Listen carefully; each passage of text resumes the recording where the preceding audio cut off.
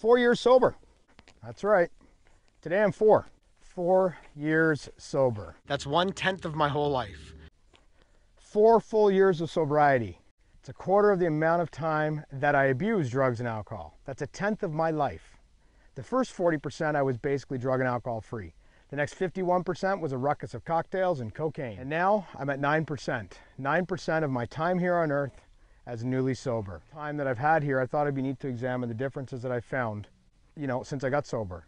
So 1, happiness. Well, happiness is momentary and fleeting, but it is certainly easier to acknowledge when you are present. 2, sober's lonely. In a world filled with social mixers and social influencers and things that people have to do, I'm even surrounded by people that are preachers of health and wellness. And the preachers of health and the advocates of wellness Gravitate towards a celebratory glass of booze to boast their accomplishments. It happens all the time, so it makes it very difficult. Easy to forgive. It's forgetting is a mofo. Or forgiveness. It's easy. Forgetting, it's a bitch.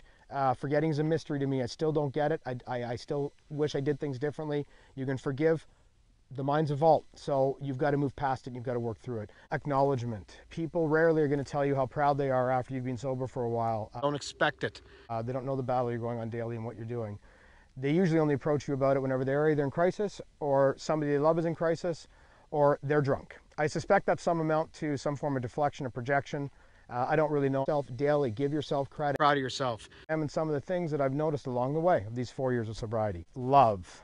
Look, love is really difficult for anybody to capture, and for me it's been more so sober. From my experience, women admire your strength, but secretly wish you were fun or a little bit more crazy. Well, crazy came with the cocaine, baby. Booze caused crazy. Coke caused crazy. You learn really quickly that you no longer have a dark place to run and hide to whenever shit hits the storm, so you got to get real, and you got to get real fast. And that's something you got to manage on a daily basis, but it can be really rewarding because you get through shit faster, you manage it, you get more used to your emotions, your feelings, and your honesty. And number 7, it leads me to, is that you're inherently stronger because of that previous point, but you're inherently more exhausted because, your true feelings can be very difficult to challenge. Even the best trained people in this practice have difficulties with it. Your truth. What is your truth? Well, your truth is going to vary at this point. So look, I'm an infant by sober standards, so I find my personal truths have moved and shifted. I started out newly sober with the expectation of unicorns and lightning being caught in a bottle. Around every corner was a new excitement and opportunity for personal growth. And awesome all the time. And as fun and as well as that sounds, it's not real. So life happens, and life has to happen first, which means you have to happen first. Got to put yourself first. You first. No apologies, no exception. So I don't paint a rosy, wonderful picture, of being sober for 4 years. It's not speckled with wonderful cupcakes and lollipops and everything rocks and is fucking awesome all the time. But it is the truth, and this is the truth that I think people need to hear, because if you're newly sober, you're going through, you should know what to expect. I don't think it's necessarily just the addiction that drives people back. I think that it's in part some of these little steps that people don't realize are going on and don't know how to manage. And because for me, it was never about beating the actual addiction. It was never a power play.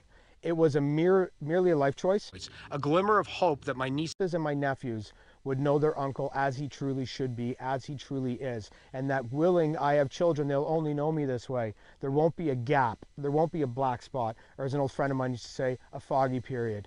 That when opportunity is given to me to radically change this world, I will be present and I'll be paying fucking attention to be able to do so.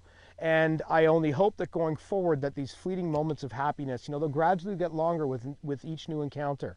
And that the loneliness slowly diminishes as I discover what my present and future truth is and where they'll take me. And lastly, love. Well, love is complex at the best of times for everybody, so I can bitch and moan all I want, but the bottom line is, once you have it, everything is right in the world, even if just for a split second.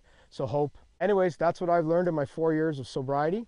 So I would bid you adieu. I will say cheers. I will say Solange. A friend of mine in Toronto says, Kaka. Let's go, Bronx. Get out of here.